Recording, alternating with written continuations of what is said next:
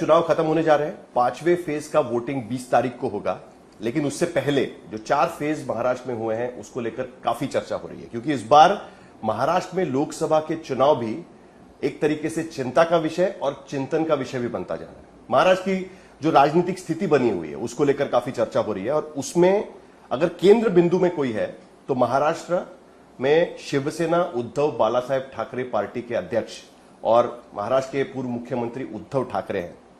बहुत कम मौका मिलता है कि उद्धव ठाकरे मीडिया के साथ में इंटरव्यू करते हैं, और आज जो दीवार में वो एक फिल्म में डायलॉग था कि पकड़ना मुश्किल ही नहीं नामुमकिन है, लेकिन आज हमने आपको पकड़ लिया उद्धव जी। डॉन में तो आज हमने आपको पकड़ लिया है। तो मैं ये कितनी देर तक पकड़ के रखेंगे देख लो, जो मौका मिला है उसका मैं पूरा फायदा उठाने की कोशिश करूंगा। सबसे पहले तो मुझे जानना है कि महाराष्ट्र, पहले तो नमस्कार आपको, थैंक यू। 4 फेज के चुनाव हो चुके हैं अब तक महाराष्ट्र में, आपने महाराष्ट्र का दौरा किया है। आपके हिसाब से फिलहाल महाराष्ट्र में क्या स्थिति बनी हुई है महाविकास आघाड़ी की और आपके पार्टी की? मैं जहां जहां जा रहा हूं और महाराष्ट्र घूम रहा हूं, ऐसी कोई बात नहीं कि मैं पहली बार महाराष्ट्र में घूम रहा हूं।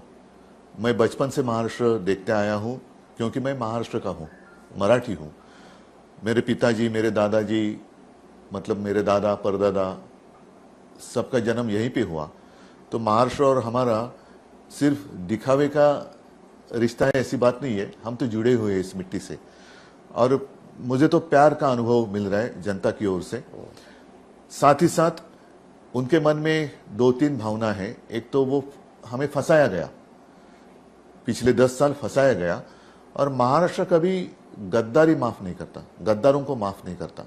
जो शिवसेना हिंदू हृदय सम्राट बालासाहेब ठाकरे जी ने जिसका निर्माण किया, उसी को तोड़ने की कोशिश जो की गई है, चुराने की कोशिश की गई है, महाराष्ट्र उसको बर्दाश्त नहीं कर रहा है। और लोगों के मन में एक गुस्सा है, आक्रोश है 2-3 चीजों का। जैसे मैंने कहा कि हमें फंसाया गया, शिवसेना के साथ मतलब महाराष्ट्र के साथ गद्दारी की, ये भावना मुझे दिखाई दे रही है। लेकिन फिर भी कहीं ना कहीं ये कहा जाता है कि सिर्फ सिंपैथी से काम नहीं चलेगा। नहीं ना, सिंपैथी नहीं है, हमारे पास योजनाएं हैं, प्रधानमंत्री की डायरेक्ट ट्रांसफर की योजनाएं हैं हमारे पास, और डायरेक्ट ट्रांसफर हुए ना, लाभार्थी की योजनाएं हमारे पास, उसके आधार पे हम वोट मांगते हैं। दोनों चीजें हैं। डायरेक्ट ट्रांसफर की योजना है, मतलब ईडी का नोटिस जाती है तो आदमी डायरेक्ट ट्रांसफर होता है बीजेपी के खाते में, और बीजेपी लाभार्थी होती है। तो ये डायरेक्ट ट्रांसफर और लाभार्थी की योजना है उनकी। इसके अलावा क्या है? नहीं, लेकिन इसके अलावा भी तो मुद्दे हो सकते हैं कई बार। मुद्दे तो है, लेकिन जो बात है आपने कही ना कि शायद इस 2 योजना जो महाराष्ट्र में चल रही है पूरे देश में, आप अगर बीजेपी की कैंडिडेट लिस्ट पर नजर डाले पूरे महाराष्ट्र या पूरे देश के, मेरी जानकारी के अनुसार कम से कम 125 के आसपास लोग कांग्रेस से आए हुए हैं।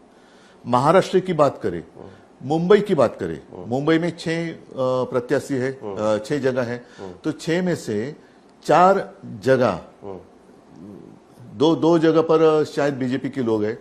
एक पीयूष गोयल है, एक कोटेचा है, बाकी चारों 4 बाहर से लाए हुए हैं।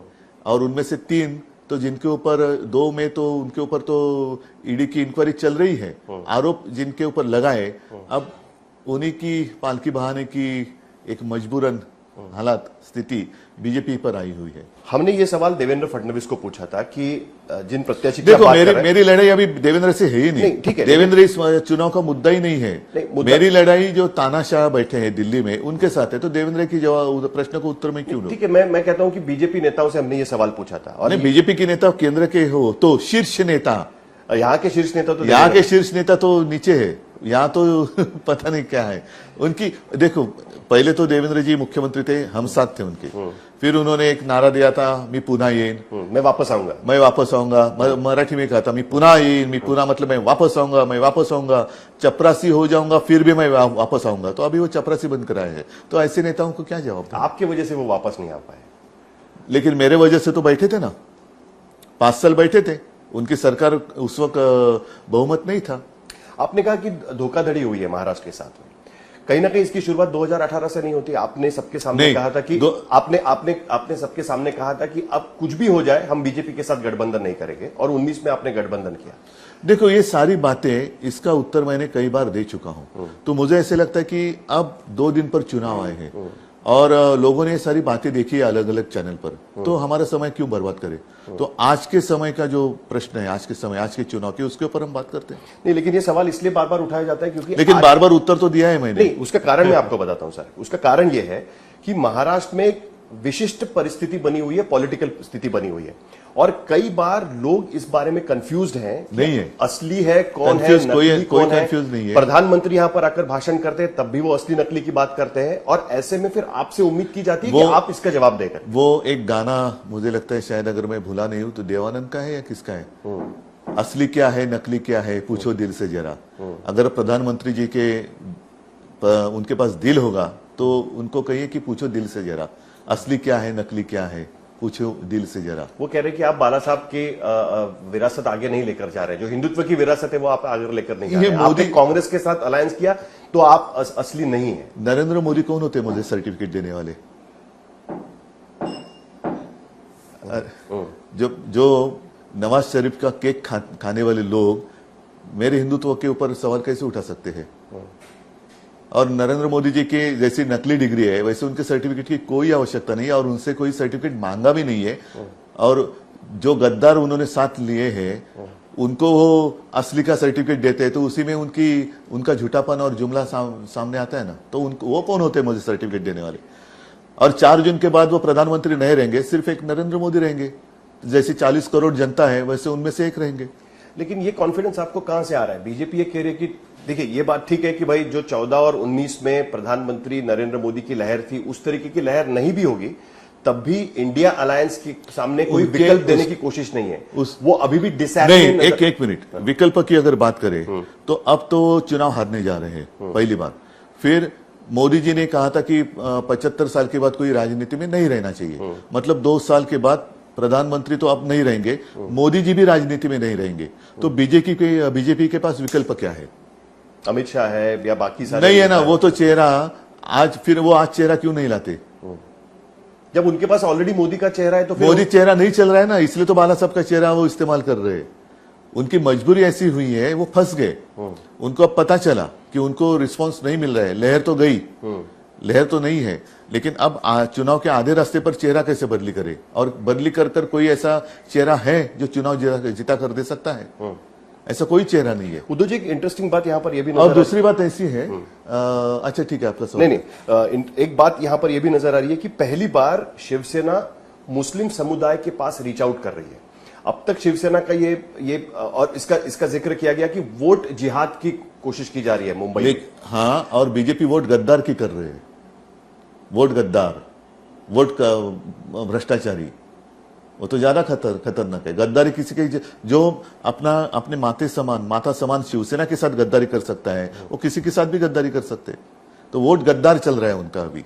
उद्धव जी, आपने मेरा सवाल पूरा नहीं होने दिया जब मैं देवेंद्र फडणवीस को कोट करा था, क्योंकि हमने अभी उनका मैं उसके ऊपर बात नहीं कर रहा। मैं इसलिए आपको पूछ रहा हूं कि हमने उनको पूछा कि आपके पास रविंद्र वायकर, जिनके घर पे 2 महीने पहले ईडी की रेड होती है और अब वो आपके कैंडिडेट बन जाते हैं, यामिनी जाधव जो आपकी पार्टी में थी, उनके खिलाफ इनकम टैक्स एक रिपोर्ट बनाती चल रही है और उनको कहती है कि भाई आपका चुनाव रद्द होना चाहिए क्योंकि आपके एफिडेविट में दी गई जानकारी गलत है। उनका यह कहना था कि जब तक कोई आरोप साबित नहीं होता तब तक वो ये नहीं करते। आपको इन लोगों के बारे में क्या लगता है? क्या ये लोग भ्रष्टाचारी थे, या पहली बात ऐसी है, आपके साथ भी जब तक थे तब तक ठीक था, लेकिन अब उधर गए तो आप उनको कह रहे हैं गद्दार? देखो, ऐसे है कि अब मेरे से टूट गए इसलिए मैं वो भ्रष्टाचारी है ऐसे नहीं कह रहा हूं। जब मेरे साथ वो थे तब भ्रष्टाचारी थे ऐसा उनका कहना है। उनके साथ गए तो वो वॉशिंग मशीन में कैसे साफ हो गए? और भ्रष्टाचार के आरोप मैंने नहीं लगाए थे, आप ही ने तो लगाए थे। और आप ही ने तो ईडी, इनकम टैक्स, जो आपके जैसे घर में काम करने वाले नौकर जैसे लोग हैं, उनको आप ही ने भेजा था। और एक तो जो हम गद्दारी कहूंगा मैं, मेरे परिवार के जैसा था, उन्होंने तो खुला स्टेटमेंट दिया है कि उनके सामने 2 ही रास्ते थे, मतलब एक जेल नहीं तो बीजेपी। तो ऐसी स्थिति में ये कहना थोड़ा मुश्किल होगा। सर, वो शिवसेना के कैंडिडेट है, शिवसेना एकनाथ शिंदे की शिवसेना के वो कैंडिडेट वो हो गए, लेकिन उनके साथ ही गए ना। एक अभी वो नाम के लिए, मतलब वो जिनको मैं बिंदे कहता हूं, तो उन्होंने तो उनका स्टेटमेंट है, खुलेआम उन्होंने स्टेटमेंट किया है और मोदी जी और शाह जी को धन्यवाद दिए हैं कि मैंने कहा कि मैंने मेरा करेक्ट कार्यक्रम किया, अब आप जिम्मेदारी संभालो। तो मैं उनका शुक्रगुजार हूं, क्योंकि उन्होंने असली शिवसेना और जो शिवसेना का सिंबल है वो हमें दे दिया। मतलब ये पूरी साजिश है, वो करने वाले ऊपर के दो लोग हैं। फिर एक चुनाव आयोग का नाटक था, यहाँ का ट्राइब्यूनल का नाटक था, और सबसे ज्यादा बड़ी बात ऐसी है कि अब तक सुप्रीम कोर्ट का फैसला नहीं आया है। तो क्या मोदी जी नकली सेना कहकर सुप्रीम कोर्ट पर दबाव डाल रहे हैं कि मेरी इच्छा ये है कि इनको आप नकली कहो? तो ये तो गुनाह है, अपराध है जो मोदी जी कर रहे हैं। ये मोदी जी का अपराध है। सुप्रीम कोर्ट के ऊपर वो दबाव ला रहे हैं। प्रधानमंत्री अब तक तो है, तो प्रधानमंत्री की चाहत क्या होती है, ये अहम बात होती है। तो प्रधानमंत्री की चाहत यही है कि इनको नकली करो, तो ये सुप्रीम कोर्ट के ऊपर वो खुलेआम दबाव डाल रहे, प्रेशर डाल रहे। मैंने मुस्लिम वोटर्स को लेकर सवाल किया था, आप लोग उनको जाकर क्या कह रहे हैं कि शिवसेना की एक छवि थी, शिवसेना क्या मुस्लिम विरोधी शिवसेना की छवि थी? नहीं थी। मुंबई के दंगे हो, देखो, श्री कृष्ण मेरे कमीशन में मेरे शिवसेना मेरे की भूमिका हो, एक मिनट, अब आप उनको जाकर क्या कह रहे हैं? नहीं, मैं जाकर नहीं कह रहा हूं, वही मेरे साथ पास आ रहे हैं, मेरे साथ आ रहे हैं, क्योंकि उनको पता चल रहा है, पता चल गया है कि हिंदुत्व, शिवसेना का हिंदुत्व और बीजेपी का हिंदुत्व, उसमें जमीन आसमान का फर्क है। कैसे? और मैं कई सारे मेरे पिताजी के भाषण में से आपको ये दिखा सकता हूं कि उन्होंने कहा कि जो भी यहां रहकर पाकिस्तान के सपने देखता है वो हमारा दुश्मन है। वो हम पहचानते नहीं हिंदू है या मुस्लिम है। अभी जैसे वो कुरुलकर पकड़े गए, क्या वो मुस्लिम है? लेकिन उन्होंने देश के साथ गद्दारी की है तो उनको सजा होनी चाहिए। ये हमारा हिंदुत्व है। जो भी ये देश मेरा मानता है, अपना मानता है, वो हमारा है। और बीजेपी में भी तो मुस्लिम चेहरे है या नहीं है? अभी तो मोदी जी ने कहा है कि उनका बचपन तो मुस्लिम फैमिली के साथ गुजरा है।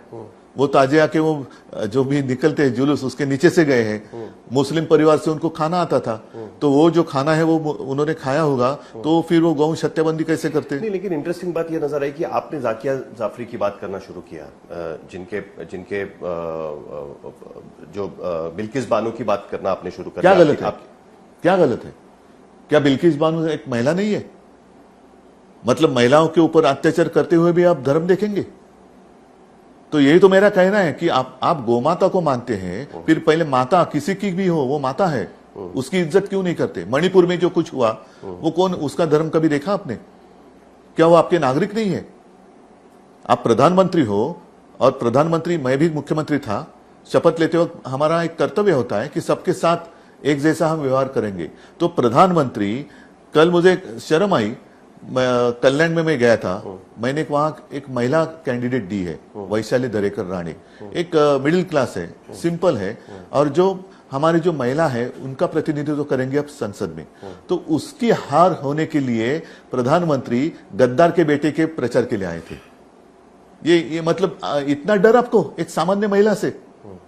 सामान्य महिला है, उससे क्या डरना है? लेकिन ये आपका पूरा वॉल्ट फेस नहीं हो गया? आप अचानक मुस्लिम क्यों? साबिर भाई हमारे पास नहीं थे? नहीं, एक मिनट, साबिर भाई हमारे पास नहीं थे? आज मेरे बेहरामपाड़ा का जो पार्षद है हाजी आलिम, वो कौन है? तो जो भी, फिर से मैं कहता हूं, देशद्रोही है वो, चाहे हिंदू हो या मुसलमान, उसके खिलाफ हम हैं और रहेंगे। उसमें कभी भी कहीं भी फर्क नहीं होगा। सवाल पूछने का मतलब ये है। अच्छा, दूसरी बात ऐसी है, प्रचार ये किया जा रहा है कि मुस्लिम समुदाय में फतवा निकाला जा रहा है कि वो आपको वोट करे। एक जमाने में आपने इस तरीके से आपने देखा है फतवा? नहीं, बस आरोप लगाया। मैंने देखा है फतवा? आरोप कुछ भी लगाते हैं। जैसे अगर फडणवीस की बात कर ही रहे हैं तो उनको पूरी जानकारी है पाकिस्तान का कैसे झंडा कैसे है। मैंने कभी देखा नहीं है पाकिस्तान का झंडा। तो मेरी रैली में उन्होंने पाकिस्तान का झंडा देखा, भगवान ही दिखाई दिया। और शर्म की बात ऐसी है, बेशर्म है वो लोग, क्योंकि नरेंद्र मोदी बिन बुलाए मेहमान नवाज शरीफ जी के बर्थडे केक के लिए गए थे वहां, केक खाने के लिए। यहां नहीं मिलता है केक? अरे हमें पूछते तो हम अच्छा केक भेज देते। आप पाकिस्तान जाकर आप प्रधानमंत्री, पाकिस्तान के जो प्रधानमंत्री थे उनके जन्मदिन का केक खाते, उनका जन्मदिन मनाते हैं। आडवाणी साहब तो खैर सीनियर है, उनके बारे में मैं कुछ गलत नहीं कहूंगा, क्योंकि वो भी यहाँ आया करते थे, मेरे पिताजी से बात किया करते थे। वो जब पाकिस्तान गए थे तो जिना की कबर पर उन्होंने माथा टेका था, जिन्होंने पार्टीशन की मांग की थी। तो ये क्या सिखाते हैं हमें हिंदू और मुस्लिम? अध्यक्ष पद छोड़ना पड़ा था बीजेपी का। हाँ, लेकिन वो तो गए थे ना। फिर अगर दूर की बात करें तो श्यामा प्रसाद मुखर्जी तक जाना पड़ेगा। तो इस जो बातें हैं ना, मैंने कल भी कहा था कि एक जो भी माता या पिता होता है, जब ये शोले का डायलॉग नहीं है, दूर गांव में आधी रात जब बच्चा रोता है तो माँ कहती है बच्चे सो जा नहीं तो गब्बर आ जाएगा, वैसी स्थिति हो गई इनकी। बच्चा रो रहा है मतलब देश की जनता रो रही है, उनके पेट में भूख है, भूख है। आप उनको 2 कौर नहीं खिला सकते, लेकिन आप उनको मुसलमानों का डर दिखा रहे। भूख लगी है, वो भूख के लिए रो रहे हैं, भूख के कारण रो रहे हैं, तो आप कहते हैं कि आपको खाना नहीं मिलेगा, आप सो जाना है तो मुसलमान आ जाएंगे। आप ये कोई प्रधानमंत्री का काम ऐसे होता है? प्रधानमंत्री और आप भूख मुंबई में लगी हुई जनता को आप मुसलमानों का डर दिखाते हैं और फिर कहते हैं ताजिया के वक्त, ईद के वक्त हम मुसलमानों से आया हुआ खाना खाते थे। बीजेपी ने पूरी ताकत झोंक दी है। प्रधानमंत्री रोड शो कर रहे हैं मुंबई में। आज शिवाजी पार्क पर प्रधानमंत्री राज ठाकरे इन सबकी रैली वहां पर उनके घर में भी जाएंगे, पक्का जाएंगे, लेकिन अब वो किसी को भी साथ नहीं ले रहे हैं उद्धव ठाकरे को खत्म करने के लिए। अभी आज जिनके साथ वो मीटिंग करेंगे वो जैन लोगों को क्या जवाब देंगे, उत्तर भारतीयों को क्या जवाब देंगे? आप राज ठाकरे की बात कर रहे हैं? नहीं, मैं जनरल बात कर रहा हूं। जो भी साथी वो साथ ले रहे हैं तो उत्तर भारतीयों को वो जवाब क्या देंगे और जैन लोगों को वो जवाब क्या देंगे, वो उन्हीं को पूछो। उद्धव जी, आप मुख्यमंत्री भी रह चुके हैं। आपके मुख्यमंत्री पद की कार्यकिर्द को लेकर भी काफी सवाल बीजेपी उठा रही है। उनका कहना था कि आप घर बैठ के सिर्फ काम करते थे, आप बाहर नहीं निकलते थे। एकनाथ शिंदे का जो पोर्टफोलियो था उसमें आपने दखलंदाजी कर देना शुरू कर दिया। आपके बेटे को मुख्यमंत्री बनाने का सपना देखकर आप यहां पर मुख्यमंत्री बने। इसके लिए आपकी मुख्यमंत्री पद की कुर्सी और पार्टी आपसे छीन गई। ये कौन कर रहा है? ये प्रधानमंत्री ने भी कहा, ये बीजेपी के नेताओं ने अपने भाषणों में कहा, आपके खिलाफ ये प्रचार भी यहां पर किया। ठीक है, स्वयं प्रधानमंत्री तीसरी बार दुल्हा बनने जा रहे हैं, उसका उत्तर क्या है उनके पास? मुझे अगर मेरे बेटे को मुख्यमंत्री बनाना था या बनाना है, ठीक है, वो सही या गलत बाद में देखेंगे, लेकिन आप खुद दुल्हा बनकर कितनी बार चढ़ोगे? ज्याला मराठीत बोल्यावरती चढणं म्हणतात, तो कितनी बार आप दुल्हा बनोगे? और इसके बावजूद राजनीति में आपको संतान ही नहीं हो रही है, आप हमारी संतान चुरा रहे हो। तो मैं घर बैठकर मैंने काम किया, लेकिन महाराष्ट्र बचाया मैंने। जैसे प्रधानमंत्री जी कल रोए कि गंगा मां ने बुलाया था इसलिए मैं आया, और अब लगता है कि गंगा मां ने मुझे गोद लिया। लेकिन बीच में कोरोना के समय जब मैं घर बैठकर काम कर रहा था तो भी मैंने महाराष्ट्र को बचाया, क्योंकि महाराष्ट्र के लोगों ने मुझे सहयोग किया। और मैं महाराष्ट्र के लोगों को यह मैं कहना चाहता हूं, जो रिश्ता, भरोसे का रिश्ता, जो भी मैंने कही बात उन्होंने मानी। और गंगा में लाशें बह रही थी तो आप घर के बाहर घूम रहे थे ना, तो लाशें क्यों बह रही थी? गुजरात में तो जैसे मैदान में पूरा चिता लगी थी, शमशान घाट बन गया था पूरे मैदान का, तो आप घूम रहे थे ना बाहर। तो ऐसी स्थिति क्यों हुई उत्तर प्रदेश और गुजरात की? महाराष्ट्र में ऐसे नहीं मैंने होने दिया। भले मैं घर में बैठकर तो घर में बैठकर, लेकिन जो भी कुछ मैंने किया, इसलिए मुझे एक सुख की बात है, समाधान की बात है। मुख्यमंत्री प्रधानमंत्री आज तक कहीं आए, इसके बाद भी कहीं बहुत आएंगे, लेकिन मेरे महाराष्ट्र की जनता मुझे परिवार का अपना एक हिस्सा मानते हैं। लेकिन आप मिलते नहीं थे किसी से, आपके विधायकों से नहीं मिलते थे, मंत्रियों को शिकायत थी कि आप नहीं मिलते। ये भी तो बात थी, उसी को लेकर तो सवाल उठाया जाता है। अब ये जो जाकर रोजाना मोदी जी के अगल बगल में बैठते हैं, उनको मैं नहीं मिलता था। अमित शाह के गोद में बैठते हैं, उनके कंधे पर चढ़ते हैं, जो गद्दार गए हैं। कभी कभी पता ही नहीं चलता, जो दाढ़ी वाले गए उनको पता नहीं चल रहा है कि खुद की दाढ़ी खुजा रहे कि बाजू वाले की दाढ़ी खुजा रहे। इतने करीबी हैं। आप आपने जो काम किया उससे संतुष्ट है? आपने 2-2.5 साल काम किया। मैं मानता हूं, मैंने काम किया हुआ खराब किया होता तो लोग मुझे स्वीकारते नहीं। जहां भी मैं जाता हूं लोग मेरे करीब आते, और यही एक कारण है मुसलमान हमारे साथ आने के लिए, क्योंकि मैंने उसमें भेद नहीं किया। धारावी मॉडल जिसकी सराहना विश्व में हुई, क्या उसमें हिंदू मुस्लिम सिख ईसाई मैंने नहीं देखा? मालेगांव में नहीं देखा? हर जगह मैंने मेरा कर्तव्य निभाया और मैंने अलग कुछ नहीं किया। जितना मैं कर सकता था मैंने किया, मेरी जिम्मेदारी थी वो मैंने निभाई। क्या आपको लगता है कि जो ठाकरे परिवार जिसके लिए जाना जाता है कि रिमोट कंट्रोल से सरकार चलाई है, कुछ गड़बड़ हो गई कि आप खुद उस कुर्सी पर जाकर बैठ के हाइंडसाइट में जब इसके बारे में भी मैंने कई बार बात कही है। आपको लगता है कि अगर आप बाहर रहकर काम करते तो ज्यादा बेहतर? मुझे ऐसे लगता है कि ये सारे सवाल जवाब हुए हैं। आज के दिन जो चुनाव होने जा रहा है, महंगाई पर बात क्यों नहीं हो रही है? बेरोजगारी पर बात क्यों नहीं हो रही है? महिलाओं के अत्याचार के ऊपर बात क्यों नहीं हो रही है? जीएसटी का जो सब टैक्स टेररिज्म है उसके ऊपर बात क्यों नहीं हो रही है? बहुत ज्यादा कलेक्शन हो रहा है जीएसटी का, ऐसा उनका कहना है। बहुत कलेक्शन जोर जबरदस्ती कर रहे हैं। जरा कुछ इधर उधर हो गया तो जो भी है उसको जेल में डालते हैं। और सबसे बड़ी बात है जो संघ राज्य की बात है, उसको तोड़ा मरोड़ा जा रहा है। आज देश के सामने जो एक संकट दिखाई दे रहा है वो तानाशाही का दिखाई दे रहा है। आखिर में सर, आप 2.5 साल मुख्यमंत्री रह चुके हैं, क्या दोबारा मुख्यमंत्री बनना पसंद करेंगे? क्योंकि विधानसभा के चुनाव लोकसभा के बाद होंगे। मैं सेमीफाइनल क्वार्टर फाइनल नहीं कहूंगा, लेकिन क्या आप अपना चेहरा लेकर, पिछली बार तो आपने कहा कि शरद पवार ने कहा या बाकी पार्टी लोगों ने कहा कि आपको ही मुख्यमंत्री बनना चाहिए, आपने जो रीजन सबके सामने रखे वो पब्लिक डोमेन में है, लेकिन क्या इस बार आप अपना चेहरा लेकर लोगों के पास जाएंगे और कहेंगे कि मुझे मैंडेट दीजिए, मैंने 2.5 साल काम किया? अभी तो मैं मेरा ही चेहरा लेके जा रहा हूं। नहीं, मुख्यमंत्री बनने के लिए। मैं सपने देखने वालों में से नहीं हूं, लेकिन जिम्मेदारी टालने वाला मैं नहीं हूं। तो मतलब आपको दोबारा मौका मिले तो आप मुख्यमंत्री बनने के लिए तैयार? मैंने जैसे कहा कि जब मेरे करियर की मैंने शुरुआत की तो काफी सारे आप मतलब पत्रकारों ने कहा था कि अरे ये तो क्या है, इसको भाषण देने नहीं आता, ये पिताजी के जैसे बोल नहीं सकता। मैंने ये कब कहा? नहीं, आप मतलब पत्रकारों ने, आप मतलब पत्रकार, साहिल नहीं, पत्रकार। तो मैंने वो बात मान ली और आज भी मैं मानता हूं कि मुझे भाषण देना नहीं आता है। जो मेरे दिल में होता है वही मैं कहता हूं। और मेरे दादाजी ने भी कहा था, मेरे पिताजी ने भी कहा कि उद्धव एक बात ध्यान में रख, तू कभी भाषण नहीं देना, लोगों के साथ बात कर। तो मेरे दिल में जो होता है मैं दिल से बात करता हूं। मन की बात अलग होती है, मन सोचता है, दिल सोचता नहीं। तो मैं दिल की बात करता हूं और लोगों को अगर अच्छी लगे तो वो स्वीकार करेंगे, नहीं करेंगे। अभी भी मेरा सवाल कायम है, क्या दोबारा आपको मुख्यमंत्री बनने का मौका मिले तो आप अभी भी रिस्पॉन्सिबिलिटी लेंगे मुख्यमंत्री? एक मिनट में साफ करना चाहता हूं कि ऐसे सपने देखते देखते कई लोग बेचारे निकल गए। तो मैं इसलिए कहता हूं कि मैं सपने देखने वालों में से नहीं हूं और उस वक्त भी मेरा सपना नहीं था मुख्यमंत्री बनना, स्वीकार करना पड़ा और मैंने जिम्मेदारी निभाई और जो भी मैं कर सकता था मैंने करके दिखाया। तो एक जो रिमोट कंट्रोल की बात आपने की तो लोग ये भी कहते थे इनका क्या जाता है, रिमोट कंट्रोल से सरकार चलाते, खुद सरकार चला के दिखाओ। तो मैंने सरकार चला के दिखाया। तो अभी वही मॉडल रहेगा, जो भी होगा देखा जाएगा। मैं जैसे मैंने कहा ना कि इनकी मैं आलोचना करता हूं कि प्रत्येक वेळेला तुम्ही मुंडावळ्या बांधून तयार रहता, मैं क्यों अभी से बांधू? चलिए ठीक है, विधानसभा चुनाव ज्यादा दूर नहीं है उद्धव जी, नहीं है। और फिर पहली तो बात, मुझे देश को मेरे भारत माता को बचाना है तानाशाही से और जुमलेबाजी से। तो पहले लोकसभा बाद में विधानसभा, देखा जाए वही तो है ना, और वो बीच में कारपोरेशन भी है और सारे कांग्रेस शरद पवार आप सब साथ में मिलकर ही लड़ेंगे। बिल्कुल अब ये अलायंस ऐसे ही रहेगा और कई सारे दोस्त आ रहे हैं, अब उम्मीद है आपको अभी भी? हाँ।